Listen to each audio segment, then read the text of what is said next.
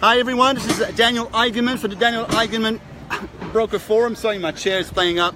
I'm here today at the Garden in Littleville with a friend of mine, David Humble. David Humble is a car and equipment broker with Stratton Finance. Stratton Finance are market leaders in car finance and equipment finance in Australia, aren't they?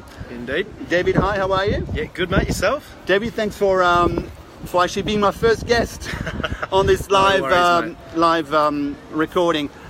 What I wanted to do is take the opportunity of having David here to talk about car finance, and more importantly about the misconceptions that a lot of people that I talk to have about car finance, and let's call them myths. So really, David, what I'd like to do today is to bust some myth about car finance. Yeah, Happy to do that? Absolutely. All right, okay. So I've got a few questions here. I've got a few myths here. What I'd like to do is just go through these with you. So the first one is about finance. Is it easier to go through a dealership or to your bank? It doesn't really make a difference, if we're to be honest. Going through the dealership, the bank, or a broker, it's all about the same. All the same process. What does make the difference is the risk grading. So when it comes to getting the best interest rate, getting the best deal, it's all about interest. It's all about risk grading. So with that there, at least with a broker, you've got let's say 10, 15, we've got 16 different lenders that can assess your risk. When you go to a bank, they've got their criteria. Yep. If you don't fit perfectly into that criteria, you might not get the best rate. Whereas you might have 4% in one bank, you might have 7% in another, depending on how you risk grades with them. So having a broker, they can actually establish where your application's going to suit, where you're going to get the best deal. Good point. And the dealership, they'll have... They do. They're a bit limited. Normally they'll have 2 or 3. They can be competitive, but more often than not, they don't care if they see you again. So I guess it's a bit like my business with home loan. It's a good idea to actually shop around. Absolutely. You have access to 10, 15 different lenders. Yeah. I have access to 30 for home loans. And I always say you really want to shop around and get the best deal for your situation, what it is you're trying to do. Because obviously financing a Kia Rio is not the same as financing maybe a Macan Turbo Porsche. Completely different kettle of fish, mate. I know which one I prefer. But yeah. All right, great. What about zero finance? I watch TV and I see these deals on in the ads saying zero finance. Is that a great deal? Rule of thumb, generally not. You've got, as they say, there's no such thing as a free lunch. Okay. So what the dealers will do, they'll mark up the price. They'll only have it at full recommended retail price on certain models, certain approved applicants. It really limits your flexibility. So at the end of the day, you might be better off paying 6 or 7% on a car which has been heavily discounted, where you've got maybe, let's say, $6,000, $7,000, $8,000 off the car, and you're paying, let's say, $10,000 less in interest, especially if you're looking at 50 grand plus. So really what you're saying is that the zero finance looks good, but you really got to look at your repayments, isn't it? Yeah, they like to think there's no catch. They like to tell you there's no catch. There's a catch. As I always say to my clients is, read the fine print. I know it's not easy, but read the fine print and also compare, apples with apples, and that's repayments, isn't it? Yeah. Because if how much you borrow is higher, even though the rate might be lower, you might actually end up paying more in repayments. Nothing's free. The money that they would have made on the finance, they need to include in the price of the car and more. So, okay, great, beautiful. Now, is it best to buy the car first and finance later? For some people, it can be. More often than not, if you want to make an informed decision, like any other $10,000 or plus decision in your life, you definitely want to spend your time, learn your pre-approval, so maybe go see one broker who can compare. If you have your pre-approval first, you're not going to miss out to a cash buyer. A lot of people think they can go, put their name down on a car, and then purchase it. Sometimes if they've got a cash buyer right in front of them, you'll lose that deal straight away. If you've got the pre-approval, so it's like having cash almost. It's a bit like, it's the same as home loans, isn't it? Do your research first, find the best deal, know your budget, Exactly. And then go out and find it. You can actually also get other people to find your car, isn't it? Yeah. Oh, exactly. Buyers, almost buyers or cars agents. Yeah. We've actually got a car broker. So, great. Yeah, he's been in the industry about 30 years. Yeah. So he normally knocks all the dealers down as much as possible on price, passes on the discount. So beautiful. Lots of ways does that cost anything to use these services? Not at all. Okay, great. He just gets you the best deal possible. That's it. But you got to know what you're looking for, I guess. Yeah. Cool. If there's any profit left in the car, sometimes there isn't. He'll take a cut of that. That's it. All right. Okay. But it's not your money. It's the dealer's money. Not at all. Great. Not at all. Beautiful. Thanks for that. What about balloon payments at the end of the term? Aren't they beneficial to the consumer? They can be. So general rule of thumb, if we're to be honest about it, you do pay more interest with a balloon. But for some people, that's beneficial because at that point in time, they want to keep their cash flow down, keep the savings in the bank. They might want to invest it elsewhere, especially for businesses where you've got all your tax deductions. You can use that interest as a tax deduction for your tax return. So it can be very beneficial. Commercial finance, they definitely use it more. But for a consumer, it's always worth asking the question, looking at the pros and cons, speaking to your accountant about it, and weighing up the difference. Well, I guess, again, it's like home loans, really look at why you're choosing a particular strategy. If it's to actually reduce your repayments, why are you doing it? Is it because you can't afford it, or is it because it's got more tax benefits, or it's part of your long-term plan? So it's pretty much the same, isn't it? We're the same. We're the same, mate. I get the clients to buy the garage in which they can get the car that you finance. So we all work together very well. What about low credit score? If I've got a client with a low credit score, does that mean they get no loan? They have no access to loans? Not at all. Not at all. If they've got reason, if we can...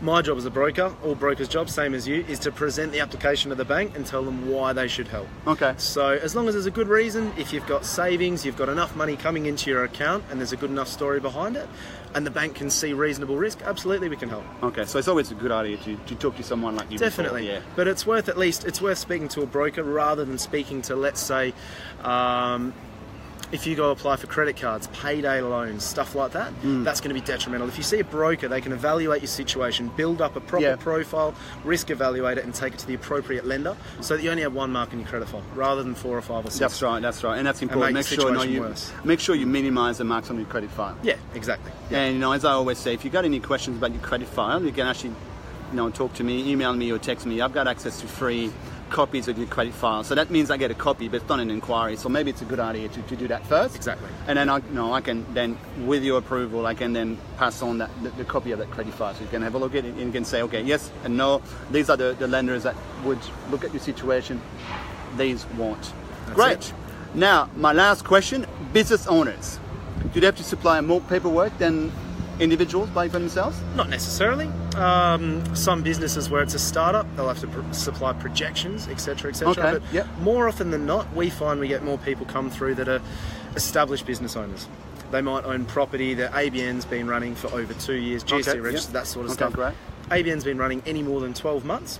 And if you own property, driver's license and Medicare card. Beautiful. Now, very quickly, thanks for that. I think we've busted a few myths here. It's important that you... I guess the message here is to talk to a broker. Like you would talk to me for home loans, talk to David about car finance. It's very important that you know exactly what your options are. Then you can make an informed decision. Now, very quickly, I know I get that question all the time. How long does it take? Because home loans, it can take days to weeks. How long does it take to get a pre-approval? And then, if I'm looking for a car on the weekend and I find something, what do? I want to buy it now. I want to secure the car. What do I do? So let's start with, how long does it take?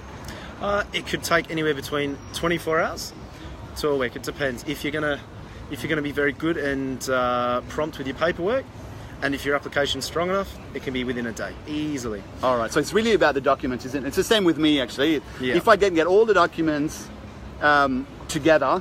When I put the application in, this is where we really gain the most time, or save the most time. It's the same with you. So it's really, and the type of documents that you need, they're pretty basics, isn't it? Varies depending on the application and the profile. Okay. Self-employed might require different documents to someone who works full-time or casual, stuff like that. So, but if you've got any questions about what documents you need, just give me a ring.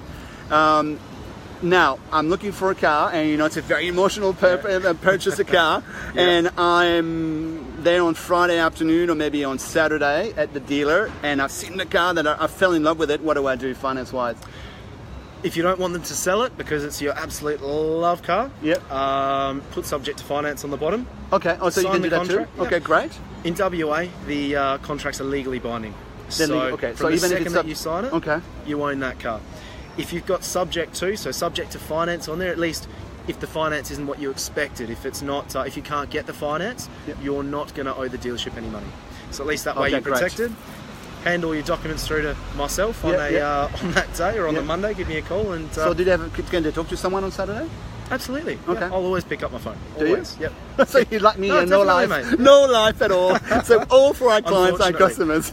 Yeah. So is that fairly standard to have a subject to finance car? offer, I guess, or car contract? Not really. Not really, The not really. dealership may really- not want it on there. Yeah. They may not put it on there. You've got to take the initiative and protect Okay. yourself. And Read what you're signing. I guess be firm about it as well. If you really like that car, if you really think that's the one, then yeah, put an offer in, Yeah. subject to finance. Most important thing: read what you're signing. Don't sign a legal document without understanding it. Absolutely. Yeah. Now, if you're worried about missing out, what do? We do a pre-approval. That's So if I have a pre-approval and I find the car on Saturday, what happens?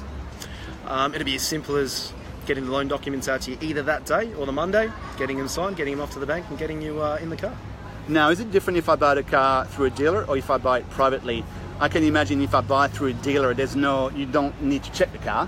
No. All right, no. so provided that the car is within my budget, that's been approved by the pre-approval, I'm fine. Yep. What about private sale?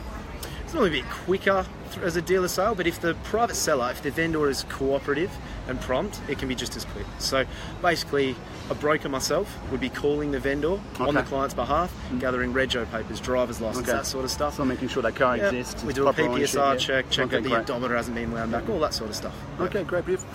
Do we have access to car reports as well? You know, the valuation reports. What are they called? Red Book. Red Book, yeah. That's online. That's That's publicly online. available. Oh, right. Okay, great. Okay, beautiful. Okay, great. We can help in that respect as well. Guys, I hope you had enough, as much value out of having a quick chat to David as I have. What I've really noticed is that there's not much difference between the keys to success in getting the right car, the right finance, as it is for a house. Do some preparation, talk to people, find out what your options are, make an informed decision, and if you can, get a pre-approval before you go out there and fall in love with a car. All right, David, thank you very much. Would you like to say a last word to our viewers? Yeah, well, I'll put my contact number in the comments. Yep. Feel free to contact me if you want market-leading rates. Great, beautiful. So, guys, have a great weekend, and we're now time to Cheers, have a Daniel. drink. Cheers, guys. Thank you Cheers, very guys. much. Bye.